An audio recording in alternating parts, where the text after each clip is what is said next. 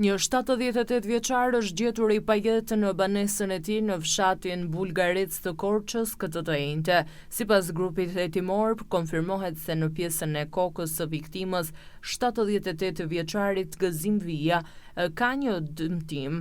Policia po heton 2 pista rreth kësaj ngjarje, atë të vrasjes se i moshuari mund të jetë goditur me sende të forta në kokë, ndërsa nuk përjashtohet as pista e dytë e vdekjes aksidentale, që viktima mundet të jetë rrëzuar dhe e goditur kokën duke i sjellë vdekjen.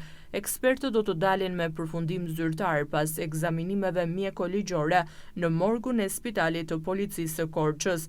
Mësohet se i moshuari ishte i divorcuar dhe jetonte i vetëm në banesë prej 25 vitesh. Viktima ka 4 fëmijë, ku 2 prej tyre jetojnë në Korçë, ndërsa 2 të tjerët jashtë vendit. Në komisariat janë marrë të gjithë familjarët për të deklaruar për ngjarjen.